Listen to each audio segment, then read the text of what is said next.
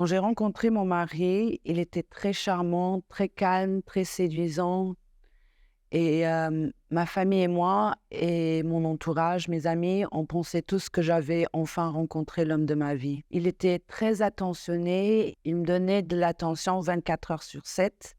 Il m'envoyait plusieurs fois par jour des messages, il me faisait des compliments, on faisait tout ensemble.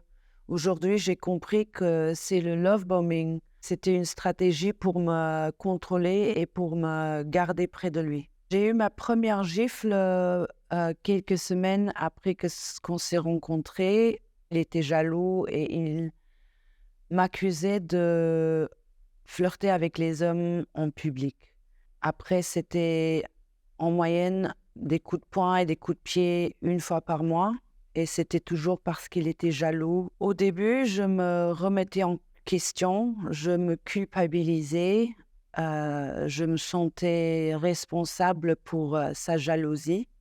J'avais pitié pour lui. À un certain moment, pour éviter les disputes, j'ai commencé à m'isoler, à ne plus vouloir sortir, de la maison pour qu'on puisse plus m'accuser de flirter avec les hommes dans la rue. La situation n'a en fait jamais changé. Il a toujours, continué à être violent tout au long des 3 ans de mariage. Les violences ont accru une fois que j'avais demandé le divorce 1 an et 4 mois après notre mariage. J'ai fui pendant 6 mois chez une copine. Comme je risquais de lui payer une pension alimentaire et de perdre mon logement que je louais, j'ai décidé de finalement, après 6 mois de procédure de divorce, d'annuler le divorce et de me remettre avec lui en espérant que les choses allaient changer. J'ai réalisé que lorsque j'ai commencé à subir les violences financières et économiques, que son but c'était de me détruire. Mais c'est mes voisins qui ont appelé la police les premières fois et c'est par la suite donc que j'ai commencé à moi-même contacter la police. En total, dans les 3 ans de mariage, je pense que j'ai porté environ 14 plaintes à la police. Il a eu 2 avertissements. Finalement, il a eu 2 ans ferme de prison, mais il est sorti 1 an et 6 mois avec libération conditionnelle.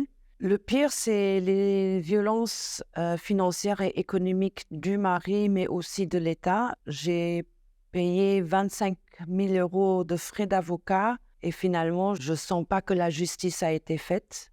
J'aimerais bien que l'État luxembourgeois adopte le modèle espagnol sur la violence domestique. Le modèle espagnol offre une assistance juridique gratuite. On leur offre une aide au logement. On les soutient dans leur travail. Elles ont droit à des aides financières pour pouvoir se remettre dans la vie.